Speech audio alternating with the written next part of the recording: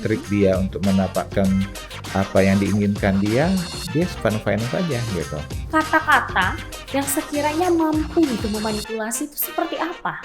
Dan itu banyak cara-cara orang. Ya misalnya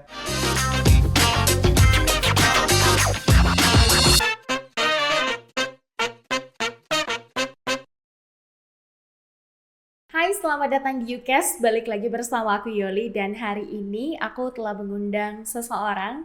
Dia adalah Ketua Psikolog Klinis Wilayah Kepulauan Riau, psikolog juga tentunya. Langsung aja ada Pak Yoza Asda. Halo Pak Yoza, apa kabarnya? alhamdulillah baik, Mbak Yoli. Alhamdulillah baik ya, Ya, alhamdulillah kita juga baik dan kita senang sekali karena hari ini kedatangan Pak Yoza di studio kita untuk bincang-bincang yang lagi viral nih. iya terima kasih atas undangannya. Mungkin pertama kali saya datang ke Ulasan TV ini ya.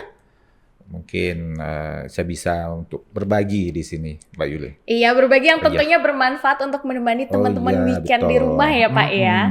Dan tadi sempat kita bahas singgung di awal, kita tuh Mm-mm. mau bahas yang lagi viral Pak. Mm-mm. Karena kan psikolog ini memahami emosi, pola pikir, dan lingkungan itu benar ya Pak ya? Iya betul. Mm-mm. Nah sekarang kan yang lagi Jiwa manusia. jiwa, Iya, oh jiwa manusia itu dipahami iya. lewat apa tuh Pak? Kalau untuk memahami pola pikir manusia dan lain-lain, psikolog itu tuh kok kayak peramal gitu? Ya kita bukan dukun ya, bukan peramal gitu. Kita bekerja secara apa namanya empirik ya. Ada bukti, ada evidennya. Kita mengali seseorang itu untuk mengetahui gimana kepribadiannya gitu. Bukan hanya melihat, oh melihat kayak gini, langsung kita menilai, tidak seperti itu. Ya, ada tools juga untuk melihat kepribadian seseorang. Sampai dengan gangguan seorang itu perlu sangat mendalam ya untuk mendiagnosa seorang itu kita mengali dari anamnesa ya, dari keluarganya, kemudian dari diri dia sendiri, kemudian kita baru bisa menemukan ya gimana kepribadiannya atau dia punya gangguan ya. Oke, jadi Mm-mm. psikolog itu dalam menentukan atau mendiagnosa seseorang itu nggak ngeramal ya Nggak guys, tapi melalui ngeramal. asesmen panjang sampai Iya. akhirnya bisa tahu nih dia Mm-mm. kenapa, ada gangguan apa dan Iya, iya, selainnya. iya. Pak, ini kan ada kasus yang lagi Mm-mm. viral, Mm-mm. Agus disabilitas Iya. yang Mm-mm. sekarang dijadikan tersangka. Dari kacamata psikolog, gimana nih Bapak nilai permasalahan ini? Ya kalau saya lihat di berita gitu ya, saya dengarkan ya beberapa berita atau saya baca ya Agus ini memang disabilitas ya, tapi mungkin dia punya self konsep yang bagus ya, tidak merasa minder, tidak merasa tidak percaya diri gitu ya, tapi dia punya gitu, punya kepercayaan diri dan mungkin tumbuh dari pola asuh dari ibunya. Bagaimana dia punya self concept yang bagus ya. Kemudian juga pengalaman-pengalaman hidupnya menumbuhkan kepercayaannya sehingga dia mampu memanipulasi orang lain gitu ya. Dengan diri dia gitu ya. Dengan ya kalau kita lihat cara memanipulasinya mungkin sama ya, sama dengan orang-orang paranormal normal ya untuk Memanipulasi, manipulasi ini yang menjadi kunci dia ya, mampu melakukan hal itu. iya. Tapi Pak, lebih rincinya lagi sebenarnya manipulasi ini apa? Manipulasi ini tidak memperlihatkan yang sebenarnya gitu ya. Atau dia ya kata manusia berbohong lah ya. Kalau saya aslinya seperti ini gitu ya. Mm-mm. Tapi dia memanipulasi membuat sesuatu eh, yang bisa meyakinkan orang dengan kata-kata dia, dengan perilaku dia, sehingga orang lain itu percaya dengan diri dia. Gitu. Oke, jadi manipulasi itu adalah kalau lebih mudahnya itu berbohong melalui kata-kata, Ya, tindakan, eh, perilaku yang pada akhirnya eh, pola pikir seseorang kepada dia tuh menjadi ya percaya. berubah gitu ya. Eh, Melakukan suatu eh, kebohongan gitu ya. untuk eh, mendapatkan keuntungan untuk Oke, diri dia sendiri. baik Pak. Iya. Ya, tadi kan seperti yang Bapak sampaikan bahwa manipulasi itu bisa dilakukan lewat em, tindakan atau kata-kata. Nah, kira-kira kalau yang kasusnya Agus disabilitas ini gitu kan, itu kan artinya dia menggunakan kata-kata kan Pak. Mm-mm. Kira-kira contoh kata-kata yang sekiranya mampu itu memanipulasi itu seperti apa? Ya, kata-katanya bisa tergantung ya, tergantung dia melihat korban. Siapa nih targetnya gitu. Apa yang bisa dia lakukan? Mungkin seperti mempengaruhi dengan kata-kata yang sedikit memaksa bisa jadi. Halo, ini misalnya gini ya. Halo, ini siapa gitu kan? Oh si ini, ya, misalnya si A gitu ya. Tolong dong bantu saya lagi kesusahan. Oh nggak bisa, tolong banget. Saya lagi nggak bisa apa-apa nih gitu kan. Nah, kita nggak tahu kondisinya kan. Dia terus terus menyerang.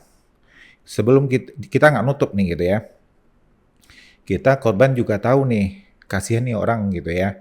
Kalau orang yang cepat menangkap, dia langsung putusin.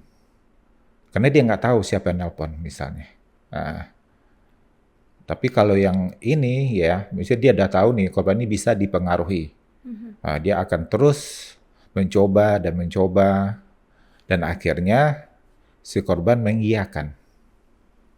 Nah, sehingga disitulah terjadi eh, ya bentuk manipulasinya. Itu bentuk dari manipulasi emosi ya. Manipulasi Oh emosi. emosi, mempengaruhi. Oh ya akhirnya dia luluh gitu ya. Heeh. Itu saya lihat cara-cara Agus ini mempengaruhi korbannya. Dan dia juga sudah tahu target-targetnya ya. Ada juga korban yang saya rasa ada juga korban yang gagal, ya, bukan korban ya, orang yang gagal Dimanipulasi oleh. dimanipulasi Agus gitu. Oke, Pak, tapi Mm-mm. sebenarnya kalau bisa dikatakan orang-orang yang manipulatif ya, kita Ya, sebutkan untuk orang yang manipulasi ya Pak, dia kan ibaratnya memanipulasi seseorang. Ini artinya dia mempunyai, bisa dikatakan ini adalah bakat mungkin? ya bisa jadi bakat atau dia udah terbentuk ya, keinginannya. Dia kan dia punya keinginan gitu ya. Tujuannya supaya ini tercapai, ya caranya seperti ini gitu ya. Caranya memanipulasi, berbohong. Dan dia mungkin waktu kecilnya mungkin sudah punya bakat juga untuk berbohong. Ketika orang berbohong, seharusnya kan punya rasa bersalah gitu ya. Tapi mungkin Agustus nggak punya rasa bersalah dan berlanjut dan lanjut terus gitu. Oke, artinya seseorang yang jago dalam memanipulasi gitu ya, tidak hanya si Mhm. A ini aja, Mhm. tapi orang-orang yang jago dalam manipulasi itu Mhm. adalah orang-orang yang bisa dikatakan bakat dari kecil. Apa ini bisa terasah atau dipelajari dari waktu ke waktu gitu? Bisa pelajari kalau dia punya niat gitu ya, punya tujuan Heeh. untuk mencapai sesuatu karena keterbatasan dia gitu ya, keterbatasan dia, eee, kemampuan dia untuk realnya gitu. Ini realnya saya nggak bisa nih merayu seseorang gitu kan. Akhirnya dia membuat sesuatu yang di luar diri dia sendiri. Hmm. Hmm, itu kan. Kalau orang yang gentle gitu ya, inilah diri saya gitu. Dia menunjukkan aslinya, bukan diminta untuk belas kasihan atau berbohong. Ya. Dan itu banyak cara-cara orang. Ya misalnya orang yang minjam uang ya, Hmm. nah itu kan bentuk manipulatif juga ya. Bentuk dari manipulasi Iya juga. manipulasi juga. Kemudian dengan cara-cara dia ya, eh, tolong pinjamin saya uang dong gitu ya. Berapa? Sekian. Kenapa butuh uang sekian banyak? Saya butuh ini. Dengan ekspresi ya, dengan mimiknya yang perlu dikasihi gitu. Hanya waktu itu saja. Setelah dia mendapatkan uang, dia berubah. Mungkin uang ini tidak dipergunakan bukan seperti yang disampaikan tadi. Itu banyak juga yang terjadi seperti itu. Dan dia tahu siapa yang bisa memberikan hutang buat dia gitu. Dan cara bayarnya mungkin dia nggak bayar, mungkin dia menghilang, dan yang pemberi hutang tidak ada masalah, dan itu akan terus berlanjut gitu. Oke, oke. Jadi orang manipulasi itu mudahnya adalah orang yang berbohong, dan ini bisa jadi bakat dari kecil ataupun dia pelajari. Dan yang menjadi pertanyaannya nih, sebenarnya orang yang jago dalam memanipulasi atau berbohong, ini bisa kita lihat nggak sih ciri-cirinya gitu, Pak? Kalau ciri-cirinya kita lihat sekilas tuh nggak bisa ya. Tapi kalau kita ajak bicara, mungkin lama laut kita bisa memahami nih karakter seseorang ini gitu. Memahami karakternya. Tapi Iya. kan ternyata nggak semua orang nih bisa sadar dengan cepat, dengan mudah gitu kan, menyadari bahwa lawan bicaranya itu adalah orang yang jago memanipulasi.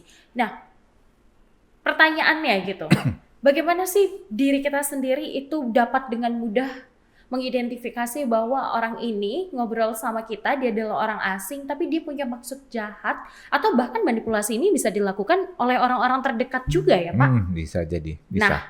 gimana tuh biar kita tahu bahwa orang ini ada tujuan yang nggak baik gitu? Ya, mungkin kita lihat dulu ya. Mungkin kalau orang baru, mungkin sulit bagi kita gitu. Orang baru yang kita temui di jalan, pas kita lihat dia memang dalam kondisi yang tidak baik.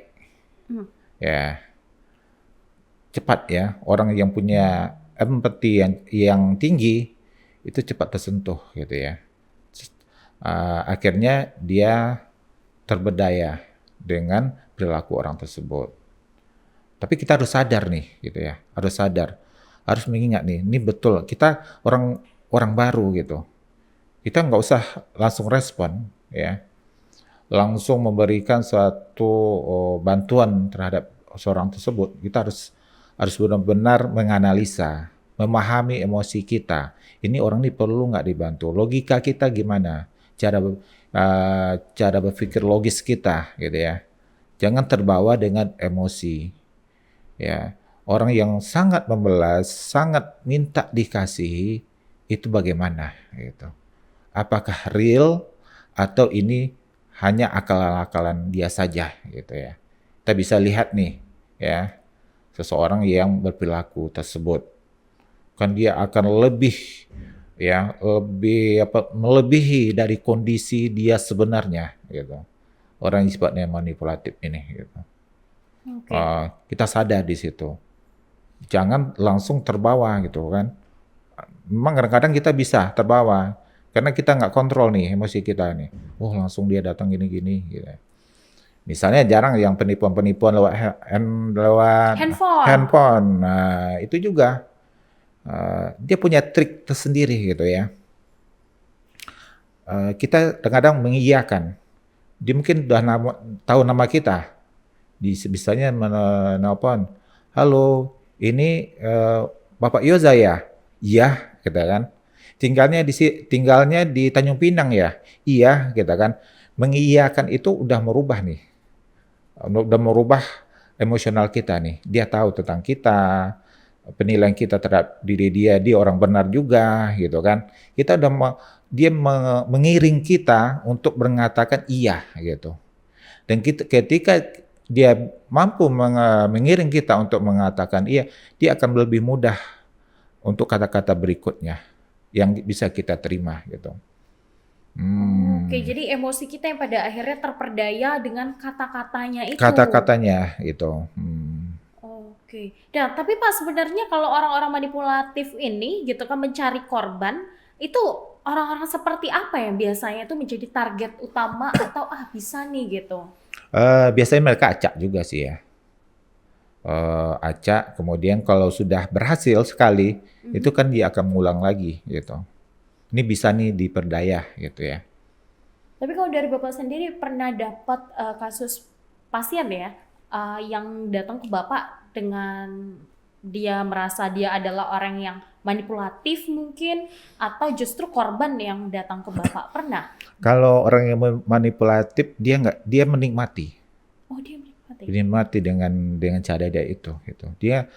Dia tidak merasa dia memiliki gangguan. Hmm, kecuali Oh, korban. oke, kalau korban gimana tuh kasusnya pada saat ke Bapak? Korban ada yang mengatakan dia sudah memberikan uang hutang Mhm. kepada beberapa orang ratusan juta, ya. Dengan cara apa? Memanipulatif. Si A datang, bang, bantu saya dong bang, saya nggak ada uang. Saya perlu uang untuk anak-anak saya sekolah. Gitu. Si korban dia pikir, dia langsung merespon. Nanti kalau anak dia nggak sekolah, gimana? Saya punya rasa bersalah dia gitu, terhadap diri dia. Empatinya tinggi ya? Tinggi berarti tinggi. Nanti kalau dia nggak sekolah, kalau gimana? Gimana? Bingung dia gitu kan. Udah kasih uang. Besok dia berapa hari kemudian dia datang lagi. Bang, bantu dong bang. Saya mau beli ini perabot. Bukan untuk makan. Kalau makan kita oke lah ya. Dia nggak makan satu hari gitu kan. Kelihatan kurus, apa kering gitu kan. Terlihat lah dari wajahnya. Tapi nggak. Ini nggak. Dia punya gaji. Eh, untuk makan sehari bisa. Mhm. Tapi yang perlu itu untuk tambahan hidup dia yang diminta dia. Oh. Eh, dan si korban oke-oke saja, nggak ada masalah. Walaupun si korban sebenarnya bukan punya uang lebih gitu, uang juga pas-pasan, tapi dia mau memberikan ke si A tersebut karena takut ya nanti jangan terjadi apa-apa di dia. Nanti jangan-jangan dia bunuh diri kalau dipinjamin gitu kan, itu pikiran dia. Dan itu udah jadi target dari si pelaku gitu. Nah, pada akhirnya kasus pasien yang datang ke Bapak ini, dia datang curhat untuk merubah pola pikirnya atau gimana? Ya, merubah. Bagaimana saya bisa untuk menolak gitu. Secara logika dia tahu ini nggak benar, tapi perasaannya dia itu takut rasa bersalahnya. Ini logika saya logika dia minjem uang berulang-ulang kali nggak pernah dibayar gitu kan. Itu logika logisnya ya. Mhm. Sadar dia gitu. Tapi perasaan yang tadi, emosionalnya tadi yang nggak terkontrol tadi, kasihan ya. Nanti kalau terjadi apa-apa, saya yang merasa bersalah. Dia udah datang ke sini untuk minjam uang, untuk keperluan itu, gitu. Untuk keperluan anaknya sekolah atau untuk keperluan lain, gitu ya. Ya sebenarnya nggak penting-penting kali, gitu ya. Tapi dengan perasaan ini macam-macam pikirannya, Mhm. akhirnya dia ngasih lagi. Orang enggak enakan. Orang nggak enakan betul sekali. Nah, cara agar kita menjadi orang yang lebih mampu menolak, nggak Hmm. segala hal bisa kita iyakan, itu gimana, Kak? Ya, sebenarnya kita harus asertif namanya ya, asertif, mampu mengatakan tidak ketika itu memang tidak perlu, gitu. Caranya kita harus menyadari nih emosional kita, apa nih gitu ya, ini nggak perlu sebenarnya saya bantu. Kita harus menguatkan nih emosional kita nih, ini nggak perlu dibantu. Kita harus menguatkan dengan pikiran logika kita. Nah, ini saya merasa terpedaya gitu. Eh, saya dengan kondisi ini dengan selalu apa namanya mengalah gitu ya. Tapi harus menguatkan diri. Harus menguatkan diri, melatih diri dengan berpikir logis lagi, kuatkan lagi, mengalahkan emosionalnya tadi. Rasa bersalah tadi, rasa takutnya tadi gitu kan. Itu yang harus dikalahkan dengan berpikir lebih logis. Ya, walaupun kebanyakan dari korban-korban itu berpikir logis, tapi masuk juga ya emosionalnya belum kuat, belum bisa mengontrol gitu, supaya ini tidak terjadi. Ya. Oke, artinya sebenarnya orang yang terkena trik manipulasi gitu, dia mampu berpikir secara logis, tapi hatinya atau Iya, emosionalnya, artinya di ya, situ emosional si korban yang nah, disasar oleh hmm, pelaku itu. iya, kontrolnya belum kuat nih, gitu kan, untuk emosinya gitu. Oke, nah Hmm, kalau di misalnya nih Pak, ini tips parenting. hmm, hmm. Sebagai orang tua, gimana sih caranya bisa membangun karakter anak biar mampu menolak dan stop jadi orang nggak enakan? Ya, terlalu orang tua mungkin waspada ya, waspada terhadap anaknya, bagaimana anaknya nanti bisa menilai gitu ya, bisa menganalisa apa yang terjadi eh, dalam pergaulan gitu. Hmm.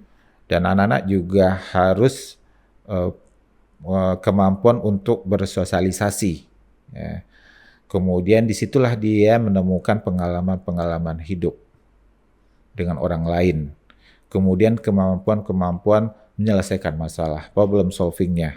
Ya, mungkin ini yang kurang yang sekarang terjadi pada Gen Z tadi, dengan sibuk dengan sosial medianya, ya, kurang bisa bersosialisasi dengan bagus, kemudian kurang mampu menyelesaikan suatu permasalahan yang dihadapi oleh generasi-generasi saat ini, gitu ya. Eh, Sebenarnya kita dibully misalnya sekarang ya, Mhm. kita dibully, harus apa yang kita lakukan?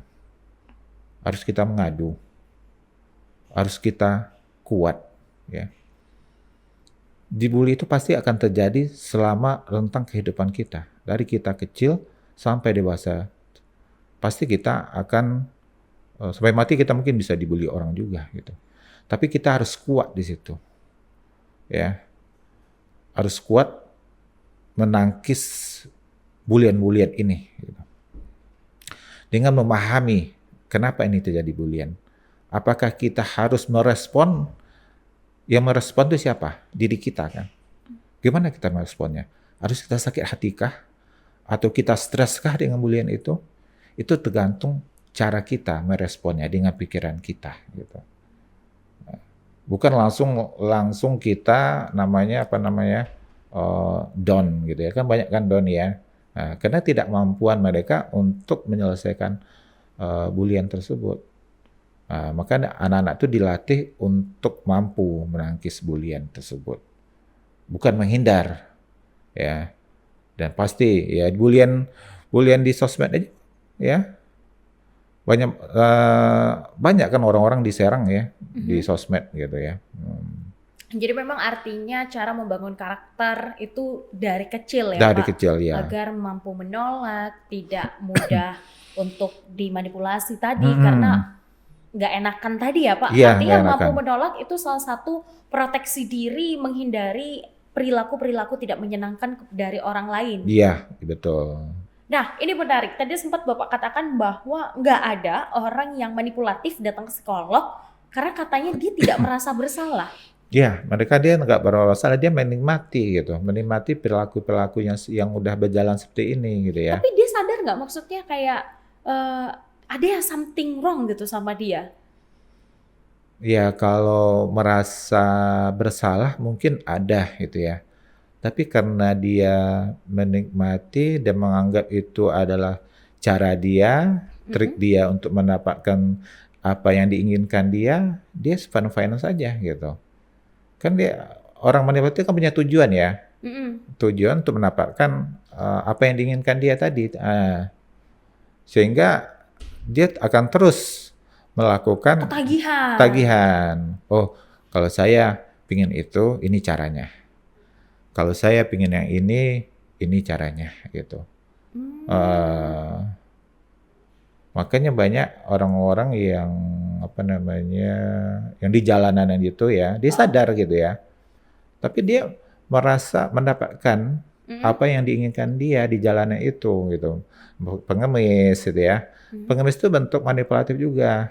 Kan banyak nih pengemis yang punya duit ya. Mm-mm. Dengan mungkin dia udah merasa itu profesi dia. Cara untuk mendapatkan uang itu ya ini memanipulasi gitu ya. Tapi Pak, selain manipulasi yang dilakukan oleh orang lain untuk mendapatkan keuntungan dari orang lain, artinya mereka nih saling tidak mengenal nih awalnya. Tapi ada nggak Pak, manipulasi di hubungan suami istri atau hubungan anak dan ibu? Ada nggak tuh Pak, manipulasi di antara hubungan-hubungan seperti itu? Ya ada juga, ya pasti ada. Pasti ya waktu pacaran mungkin ya, ya dia memiliki pasti yang dilihatkannya adalah hal-hal yang baik saja, yang indah saja, tapi sebenarnya bukan itu ya.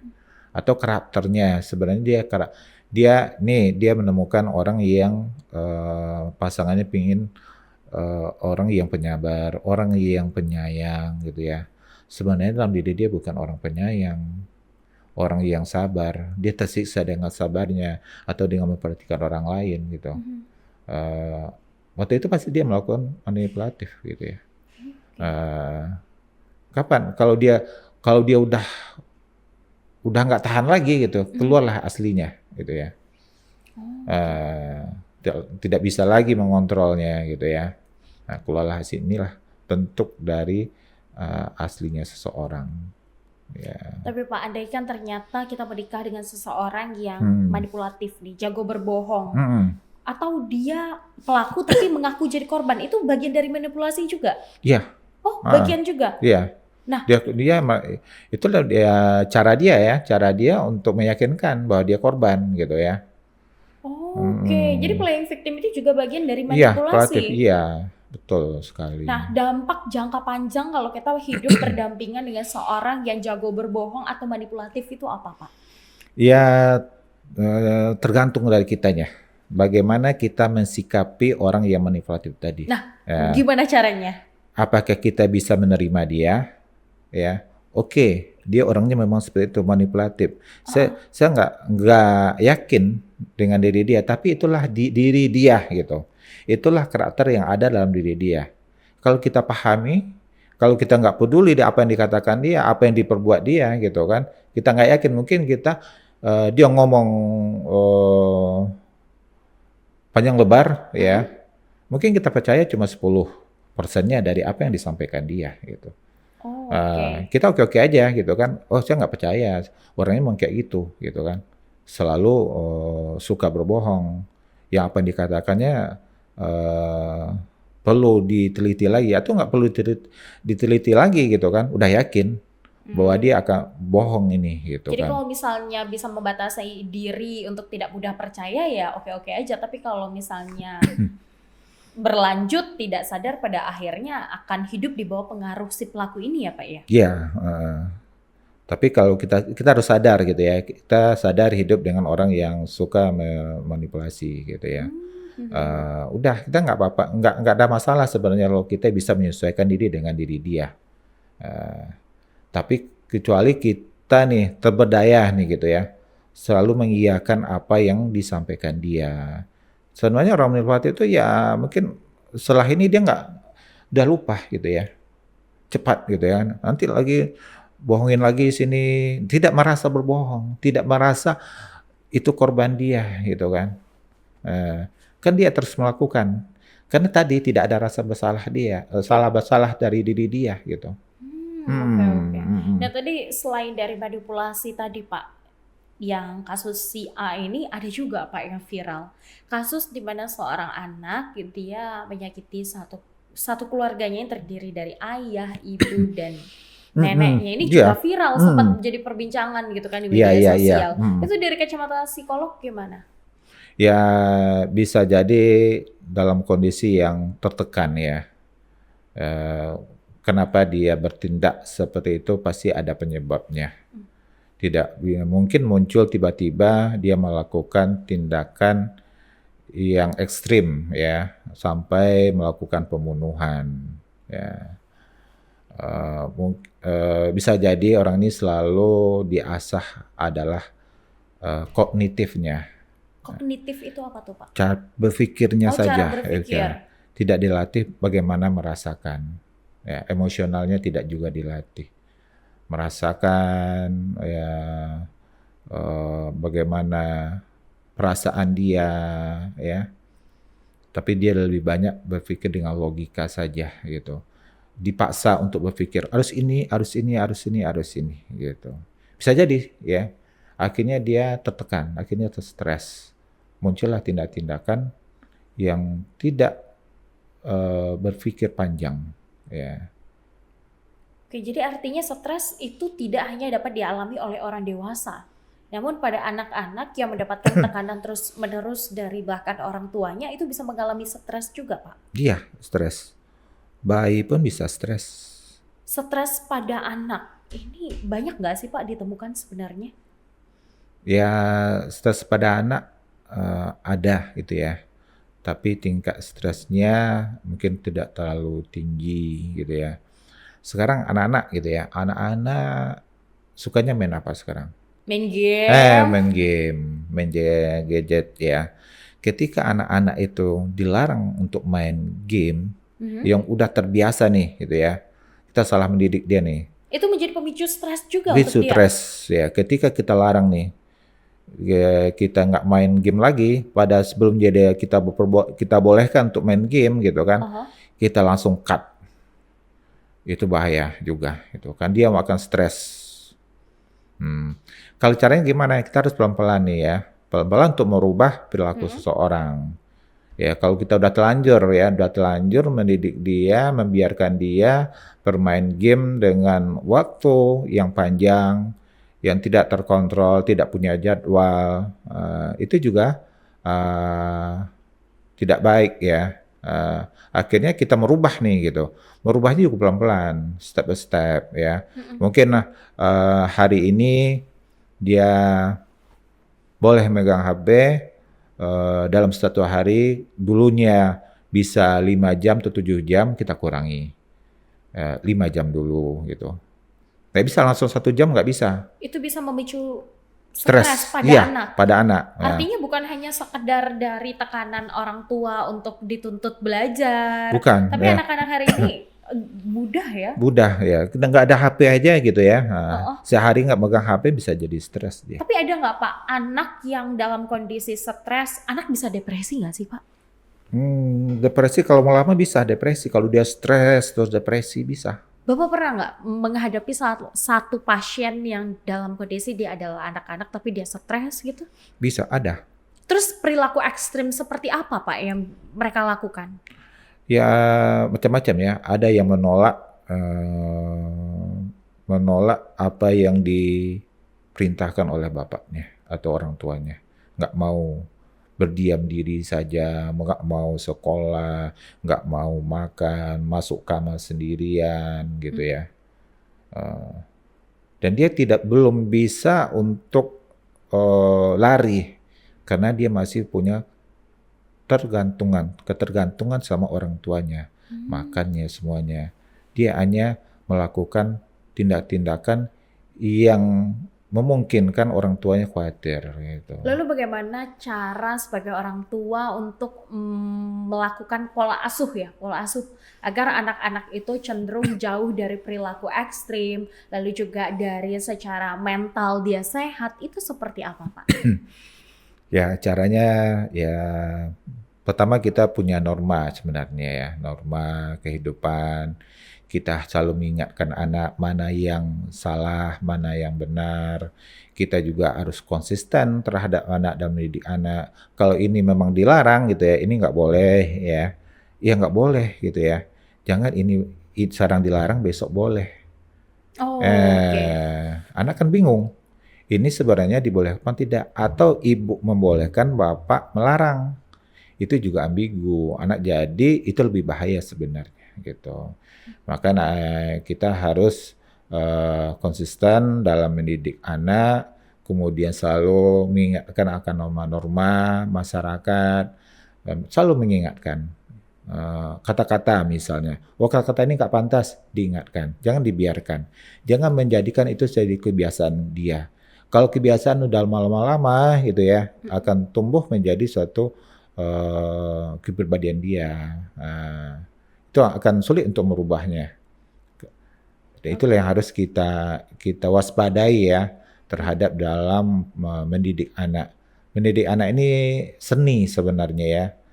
Bagaimana kita melihat anak ini, apa kecenderungannya gitu. Uh, Pola apa yang harus kita lakukan untuk dia? Apakah kita demokratis gitu ya, atau otoriter terhadap anak gitu? Kita bisa melihatnya. Apakah di sini kita harus tegas? Apa di sini kita harus membiarkan gitu? Bagaimana dia? Kita lihat nih perkembangan anak, karena seni sebenarnya ya. Gak bisa kita harus pakai teori ini, gini ya. Ternyata tidak cocok dengan anak sendiri gitu. Pak, tadi kan sempat dikatakan bahwa mengasuh anak itu adalah seni. Iya. Gitu. Nah, apakah kita ketika menggunakan satu metode yang sama, tapi kita lakukan itu kedua anak berbeda, itu tumbuhnya akan sama atau beda juga? Pasti beda, walaupun dia sama gitu ya, Uh-uh. dengan cara yang sama, dengan pola yang sama, pasti dia akan berbeda. Nah, maka di situ jadi seni gitu kan. Oh, anak ini nggak bisa dong saya lakukan dengan pola ini, yang ini bisa gitu. Tidak bisa kita samakan, walaupun anak itu jaraknya nggak jauh, kakak adik misalnya, atau yang kembar, pasti beda juga gitu. Tidak sama hasilnya, cara kita sama, perlakuan kita sama, hasilnya nggak sama. Oke. Nah, Ah, ini terakhir nih Pak, gimana cara kita untuk meningkatkan self awareness agar ya. kita dapat mewaspadai dari orang-orang yang tidak baik Hmm, yang akan melakukan manipulasi kepada kita, dan juga bagaimana apa nih bisa dikatakan seperti saran gimana cara mendidik pola asuh anak agar tidak melakukan tindakan-tindakan ekstrim. mm-mm. Oke, untuk emosional pertama kita harus sadar dulu ya, self awareness dulu, kita sadar tentang emosi kita. Ketika muncul emosi dalam diri kita, kita sadari, nih kenapa nih saya dalam kondisi ini. Walaupun kita tidak punya waktu yang panjang untuk berpikir, apalagi orang-orang yang impulsif. Ketika terjadi sesuatu yang tidak menyenangkan dalam diri dia, emosional dia langsung bertindak ya. Seperti orang yang melakukan bunuh diri atau membunuh orang lain. Itu adalah perilaku-perilaku yang impulsif yang tidak diolah dulu, emosionalnya langsung dieksekusi gitu ya. Dia tidak berpikir dulu secara logika. Ya, kita punya waktu untuk berpikir sejenak apakah tindakan kita ini benar atau salah ya. Jangan kita melakukan dulu baru sadar. Ya, banyak orang melakukan pembunuhan, sudah melakukan pembunuhan ditusuk, baru dia sadar, baru dia ke kantor polisi. Itu terlambat sebenarnya ya. Tapi di situ kita harus benar-benar bisa mengontrol emosi kita. Kita latih ini ya. Kita latih karena ada jeda waktu untuk kita berpikir secara logis gitu. Kemudian untuk mendidik anak ya, dengan zaman sekarang ini bagaimana kita mendidik anak itu lebih tangguh, lebih siap menghadapi tantangan-tantangan ya. Karena banyak ya kita nggak tahu ke depannya ya, bagaimana kondisi kehidupan, tapi kita persiapkan anak itu tangguh, bisa mandiri ya. Yang paling penting dalam kehidupan kita ini, kita melatih anak untuk bisa mandiri. Dari mana mulainya? Ya dari masa balita gitu. Apa contohnya? Ya, dia bertanggung jawab terhadap apa yang dia milikinya. Ya. Misalnya yang kecil-kecil aja dulu, baju, sepatu. Di mana sepatu ini ditaruh? Di mana bajunya? Nah, itu dia bertanggung jawab. Ada memiliki rasa tanggung jawab. Ya. Itu yang paling penting ya, Rasa waktu tanggung jawab ya. tanggung jawab dia. Kemudian kemandirian dia di situ juga tumbuh. Karena ini dah punya saya yang menjaganya. Di mana barang-barang saya lah menjaganya. Bukan semua dilakukan oleh orang tua ya. Banyak orang-orang tua sekarang yang peduli kebablasan ya. Semuanya disiapin.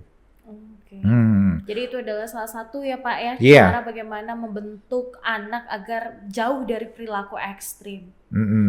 Baik, terima kasih banyak Pak Yoza atas Sama-sama waktunya. Semoga Bu Yola. perbincangan kita tadi Oke. bermanfaat untuk teman-teman di luar ya Pak, Iya. untuk para pendengar kita Mm-mm. hari ini. Terima kasih Oke, banyak. sama-sama. Nih mungkin ada closing statement yang mau disampaikan kepada masyarakat? Ya, yang terpenting hidup ini bagaimana kita menemukan makna dalam hidup kita dan kita juga bisa bahagia menjalankan kehidupan ini. Mungkin itu ya, yang terpenting kita bisa bahagia ya. Jangan lupa, kata orang jangan lupa bahagia. Jangan lupa bahagia menjadi kata penutup hari ini dari Iya. Pak Yoza. Terima kasih banyak semuanya udah menyaksikan YouCast dan semoga perbincangan saya bersama psikolog Yoza Asda bermanfaat. Terima kasih Pak Yoza. Sehat selalu.